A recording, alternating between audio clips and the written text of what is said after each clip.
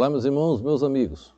Nessa sequência do assunto línguas, Paulo hoje vai ler um verso com uma pergunta. Lembra de ontem que ele fala que aquele que entrou, que viu a pessoa pregando numa igreja, ele ali se converte e verdadeiramente ele vê que Deus está ali. E ele diz, quando tem línguas, então Deus não está presente. Aí ele vai dizer aqui agora, o capítulo 14, vamos só revisar. O capítulo 12 era a distribuição dos dons, como deveriam ser distribuídos. O capítulo 13, a duração, quando os dons iriam terminar. E o capítulo 14, a administração. Quando a carta de Paulo escreveu à igreja de Corinto, os dons estavam em evidências. Então Paulo está escrevendo agora sobre a administração dos dons.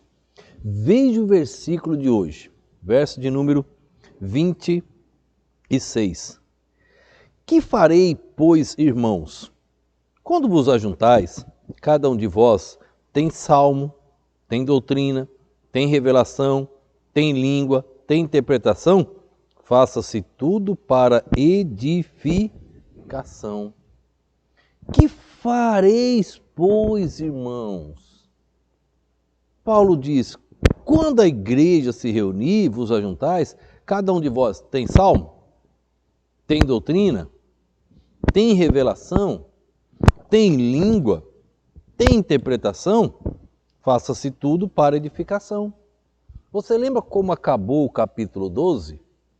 Depois da distribuição dos dons, Paulo diz, eu vou mostrar algo infinitamente maior. Ele começa o 13 falando sobre o amor. Ele diz, na igreja de Corinto não tem amor. Vocês estão brigando por causa de dons, de línguas e tudo, mas não tem amor. Então vocês têm que amar. Aí ele termina o capítulo 13 e começa o 14 assim, ó. Segui o amor, procurai com zelo os dons espirituais, mas principalmente o de profetizar. Novamente ele descarta as línguas. Só que como estava em evidência naquela época ainda na escrita de Paulo aos Coríntios, não tinha cessado, os dons iriam cessar quando o cano estivesse completo, Paulo diz, olha, se tiver língua, que tenha intérprete. Ninguém fale uma língua que outra pessoa não entenda, se tiver. E aí ele vai dizer, como era para a edificação da igreja, ele vai dizer, tem que ser um de cada vez, nunca duas pessoas falando, nunca uma falando sem que não tenha intérprete, porque não existe nenhuma língua desconhecida. Então a língua que o Espírito Santo fala é uma língua muito clara. Aqui no Brasil é o português, na Inglaterra é o inglês, na França francês. Então cada país tem sua língua, nada de estranho. Então não é essa questão desses negócios estranhos. O que aconteceu em Atos 2 foi o Espírito Santo agindo. E ali se converteu muitas almas. Para a igreja já é diferente. Atos 2 estava dentro da igreja? Não. Estavam congregando? Não. Ali houve conversões de almas. Há uma grande diferença. Jesus sempre falou na língua do próprio povo, nunca em nenhuma língua estranha.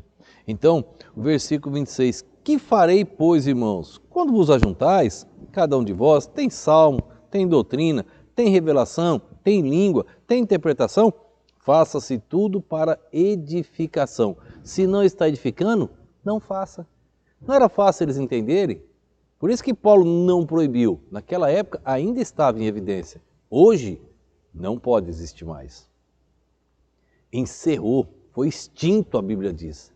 Não pode existir mais. Na época que Paulo escreveu, ainda estava em evidência. Amanhã, como ele está falando da administração dos dons, amanhã ele vai mencionar como deveria ser feito dentro da igreja, se tivesse.